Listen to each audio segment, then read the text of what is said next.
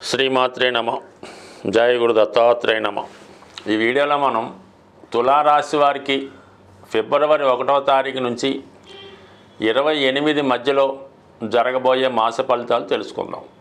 మరి తులారాశి వారికి ఈ నెల ప్రారంభంలో చాలా వరకు మీరు ఎంతో కాలంగా ఎదురు చూస్తూ మరి ఒక సొంత గృహాన్ని కొనుక్కునే ప్రయత్నం ఈ నెలలో నెరవేరే అవకాశం ఉన్నది. ఇక్కడ 12వ స్థానంలో ఉన్నటువంటి కేతు గ్రహం, అంటే సుమారుగా చెప్పాలంటే కేతు ఒక విధంగా మీకు ధనాధిపతి అవుతూ ఉంటాడు. కుజుని యొక్క లక్షణాలు కారకత్వాలను కలిగి ఉండి 12వ స్థానంలో సంచరించడం, అలాగే కుజుడు భాగ్యస్థానంలో సంచరిస్తూ మరి చతుర్థ దృష్టితో 12వ స్థానాన్ని వీక్షించడం వల్ల మీరు స్థిరాస్తులపైన భూములపైన ధనాన్ని ఖర్చు పెట్టవలసి ఉంటుంది. దానివల్ల ఏంటంటే మీరు ఏదైనా ఈ సమయంలో ఒక స్థిరాస్తి గృహం, ఇల్లు, ఇంటి స్థలం కొనుక్కునే అవకాశం ఉంది. దాన్ని సహకరిస్తూ వ్యయాధిపతి అయినటువంటి బుధుడు చతుర్థ స్థానంలో సంచరిస్తున్నాడు. అంటే మీకు ఏమవుతుందంటే మీరు కంపల్సరీగా గృహం మారడం కానీ కొత్త ఇంట్లోకి వెళ్ళడానికి ఇది చాలా వరకు దోహదపడుతూ ఉంది. ఇక ఆర్థిక విషయాలు పరిశీలించినప్పుడు ఏమవుతుందంటే మనకి లాభాధిపతిగా ఉన్నటువంటి రవి, అంటే మీకు ఈ ధనాన్ని ఇచ్చే అటు తండ్రి గారు కానీ లేదంటే ప్రభుత్వం కానీ ప్రభుత్వ రంగ సంస్థల ద్వారా మీరు ధనాన్ని సేకరించి ఏదో ఒక స్థిరాస్తి కొనడానికి ఈ గ్రహస్థితి మీకు చాలా వరకు అనుకూలించే అవకాశం ఉంది. బట్ ఏదైనా ఈ నెలాఖరు లోపు మీరు ఏదైనా ఒక సొంత ఆస్తి లేదంటే ఒక వాహనం కొనే అవకాశం ఉంటుంది. ఇక ఈ రాష్ట్రాధిపతిగా ఉన్నటువంటి శుక్రుడు 6వ స్థానంలో రాహుగ్రహంతో కలిసి సంచరించడం వల్ల ఈ రాశిలో ఉన్నటువంటి సెలబ్రిటీస్కి, సినిమా, టీవీ, మీడియా రంగంలో ఉన్న వాళ్ళకి, ముఖ్యంగా స్త్రీ పాత్రలు పోషించే హీరోయిన్స్కి చాలా గొప్ప అవకాశాలు రావడం జరుగుతూ ఉంటుంది. అయితే ఈ సమయంలో మీకు ఎవరైనా ప్రలోభ పెట్టి మోసం చేసే అవకాశం కూడా ఉన్నది. అంటే ఏదైనా మీకు ఒక మంచి పాత్ర ఇస్తామనో మంచి పొజిషన్లో తీసుకెళ్తామనో మిమ్మల్ని మాయ చేసి మిమ్మల్ని ఏదో విధంగా ఇబ్బంది పెట్టడం కానీ బ్లాక్మెయిల్ చేయడం కానీ చేసే అవకాశం ఉంది. లేదంటే ఏదైనా ఒక హనీ ట్రాప్ లాంటిది మీ మీద ప్రయోగించి మిమ్మల్ని మీ యొక్క పేరు పోయే విధంగానూ ధన నష్టపోయే విధంగా అవకాశం ఉంది. కాబట్టి చాలా వరకు అటు స్త్రీలైనా సరే అటు మగవారైనా సరే ఎట్టి పరిస్థితుల్లో కూడా కొత్త వారితో పరిచయాలు పెంచుకోవద్దు. పరిచయం లేని వారు చేస్తున్నటువంటి వీడియో కాల్స్లో మాట్లాడడం కానీ ఫేస్బుక్లో పరిచయం పెంచుకోవడం కానీ 90% చేయవద్దు. చాలా వరకు ఈ విషయంలో జాగ్రత్తగా ఉంటే మంచిది. ఇక ముఖ్యంగా మనకి 5వ స్థానంలో సంచరిస్తున్నటువంటి శని భగవానుడు మరి ఈ నెలలో ఇంచుమించుగా మనకి ఫిబ్రవరి 12వ తారీఖున లాభాధిపతి రవితో కలిసి శని భగవానుడు 5వ స్థానంలో సంచరించడం వల్ల మరి ఈ రాశిలో ఉన్నవారికి ఏదైనా ప్రభుత్వ ఉద్యోగంలో ప్రయత్నం చేస్తున్న వారికి కానీ ఒక ప్రభుత్వ పదవిని ఆశిస్తున్న వారికి 100% అటువంటి అవకాశం వచ్చే అవకాశం ఉంది. లేదా ప్రస్తుతం చేస్తున్నటువంటి వృత్తి కంపల్సరీగా మారి మీ యొక్క పెద్దవారు చేస్తున్నటువంటి వ్యాపారంలో ప్రవేశించడం కానీ లేదా మీ పెద్దవారి యొక్క వ్యాపార వ్యవహారాలని మీరు టేకప్ చేయడం కానీ జరిగే అవకాశం ఉన్నది.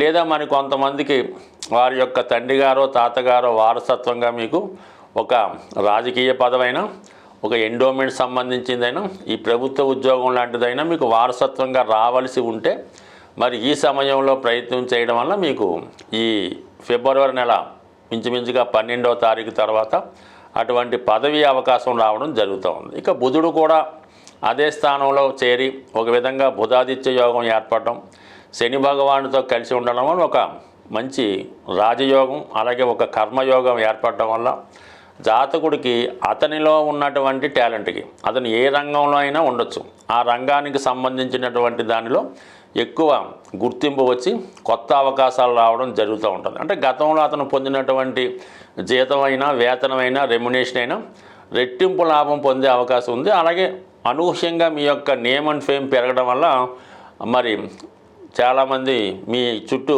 వారికి అవకాశాలు ఇవ్వమని పెరగడం జరుగుతూ ఉంటుంది.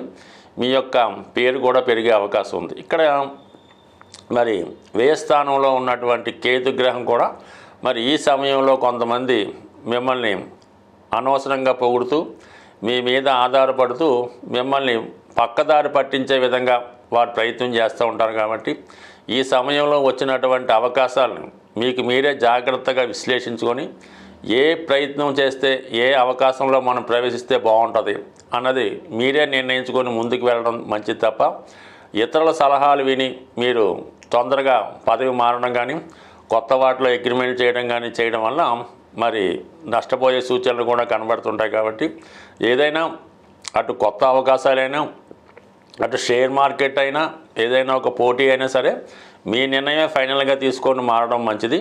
సో ఏదేమైనా ఈ రాశి వారికి కంపల్సరీగా ఈ నెలలో ఏదో ఒక వృత్తిపరమైన గొప్ప మార్పు కానీ అలాగే ఏదైనా ఒక స్థిరాస్తి కొనే ప్రయత్నంలో రావడం కానీ అలాగే విదేశ ప్రయత్నాలు ఫలించే సూచనలు కూడా చాలా బలంగా ఉన్నాయి. బట్ ఏదైనా ఈ రాశి వారి యొక్క జాతకం ఈ నెల నుంచి ఎక్కువగా మారడం జరుగుతుంది. సాధారణంగా మన రాశి ఫలితాలు ఫాలో అవుతున్న వారికి గ్రహాలు ఎంత అనుకూలంగా ఉన్నా ప్రతికూలంగా ఉన్నా మీరు నివసిస్తున్నటువంటి గృహం తాలూకా వాస్తు ప్రభావం కూడా చాలా వరకు ఈ మీ యొక్క నష్టాలు లాభాల మీద ఆధారపడడం జరుగుతూ ఉంటుంది.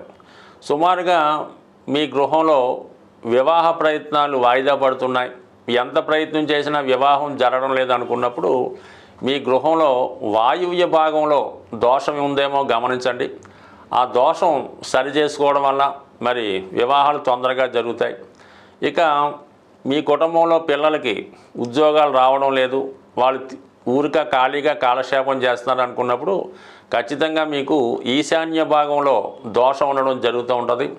మరి ఈశాన్య భాగంలో దోషాన్ని సరి చేసుకోవడం వల్ల మీ యొక్క ముఖ్యంగా మగపిల్లలకి ఉద్యోగ ప్రయత్నాలు ఫలించే అవకాశాలు ఉన్నాయి.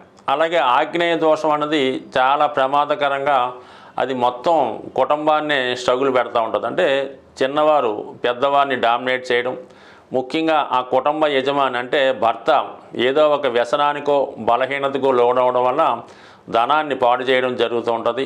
ముఖ్యంగా ఈ ఆగ్నేయ దోషం వల్ల ఆ కుటుంబంలో స్త్రీలకి అనారోగ్య సమస్యలు రావడం వల్ల భార్యాభర్తల మధ్య ఫిజికల్ అట్రాక్షన్ తగ్గుతూ ఉంటుంది.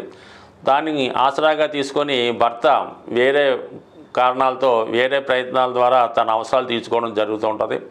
అలాగే వివాహం అయిన తర్వాత కూడా ఆడపిల్లలు తరచూ పుట్టింట్లోనే స్టే చేసి పుట్టింటి మీద పెత్తనం చేయడం జరుగుతూ ఉంటుంది. అందువలన ఇటువంటి దోషాలు ఉన్నవాళ్ళు ఆగ్నేయ దోషాన్ని కూడా సరి చేసుకోవడం మంచిది. సాధారణంగా గ్రహ దశలు జరుగుతున్నప్పుడు కొన్ని గ్రహ దశలు అంటే ముఖ్యంగా రవి దశ జరుగుతున్నప్పుడు ఆ యజమానికి ఇబ్బందులు వస్తున్నాయంటే ఖచ్చితంగా మీ ఇంట్లో తూర్పు భాగాన్ని కూడా సరి చేసుకుంటే ఆ యజమాని పలుకుబడి పెరుగుతుంది, ఇంటి మీద పెత్తనం సాధిస్తారు, ఆరోగ్యపరంగా అనుకూలంగా ఉండే అవకాశం ఉంది. అదే శుక్ర మహాదశ జరుగుతున్నప్పుడు స్త్రీలకి అనారోగ్య సమస్యలు, ఎక్కువ ధనం ఖర్చు అవ్వడం, లగ్జరీగా ఇన్ఫ్లుయెన్స్ అవ్వడం ఇవన్నీ జరుగుతున్నప్పుడు మరి ఆగ్నేయ భాగాన్ని సరి చేసుకుంటే శుక్రదశ యోగించే అవకాశం ఉంది. బట్ ఏదైనా కేవలం మన గోచారాన్ని పట్టుకొని దాని మీదే కాకుండా మనకి జరిగే దశలు అలాగే మనం నివసిస్తున్నటువంటి గృహం మనకు ఉన్నటువంటి ఇతర స్థిరాస్తుల యొక్క ప్రభావం కూడా మానవుడి యొక్క జీవితం మీద పడుతూ ఉంటుంది. కాబట్టి ఏదైనా ఒక సమస్య దీర్ఘకాలికంగా ప్రయత్నం చేసినా ఎంత ప్రయత్నం చేసినా సక్సెస్ అవటం లేనప్పుడు అటు జాతకాన్ని అటు గోచారాన్నితో పాటు మనం నివసిస్తున్నటువంటి గృహాన్ని కూడా సరి చేసుకోవడం వల్ల ఖచ్చితంగా మీ యొక్క సమస్యలు పరిష్కారం అయ్యే అవకాశం ఉంటుంది. స్వస్తి.